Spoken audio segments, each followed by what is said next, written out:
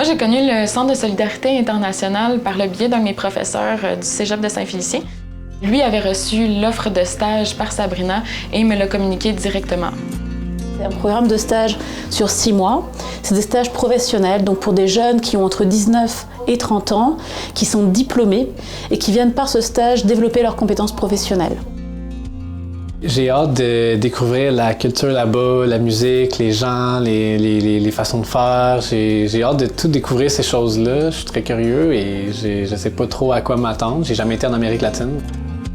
Sincèrement, lorsque je vais revenir, j'en ai absolument aucune idée. Puis honnêtement, j'ai pas envie de le savoir. J'ai envie de me laisser surprendre par ça. Je sais que je vais être changée par l'expérience. Je sais que je vais en ressortir grandie professionnellement puis personnellement aussi. Mais j'ai absolument aucune idée dans quoi je m'embarque. Bon, on est arrivé le 1er février. On débarquait de l'hiver. On est arrivé, il faisait 30 degrés, il faisait chaud.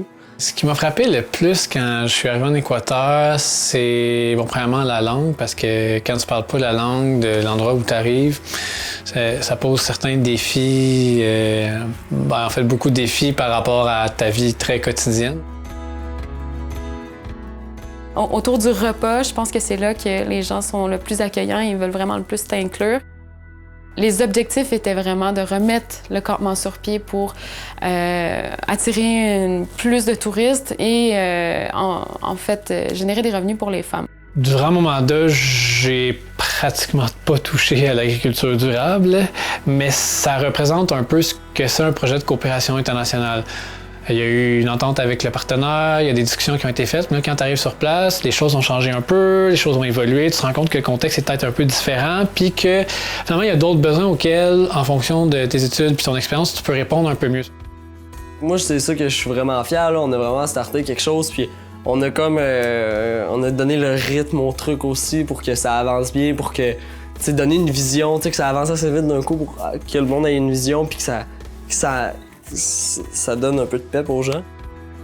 Cathy, d'ailleurs, nous a dit en terminant qu'on leur a appris à faire des diagnostics avant d'entamer un projet, ce qu'elles ne savaient pas avant.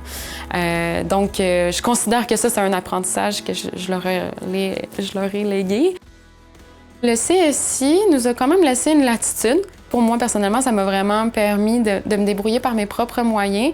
Mais si j'avais quelque chose, je savais que je pouvais appeler Sabrina tout de suite.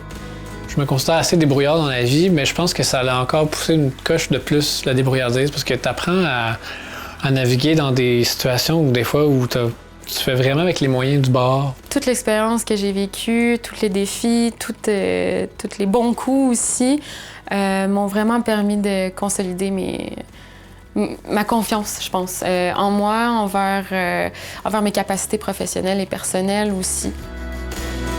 Je suis vraiment content d'avoir pris cette décision-là. Je trouve qu'en 6 mois, j'ai mûri de 4 ans. Vas-y. Fais-le parce que c'est pas une occasion que tu vas avoir tout le temps.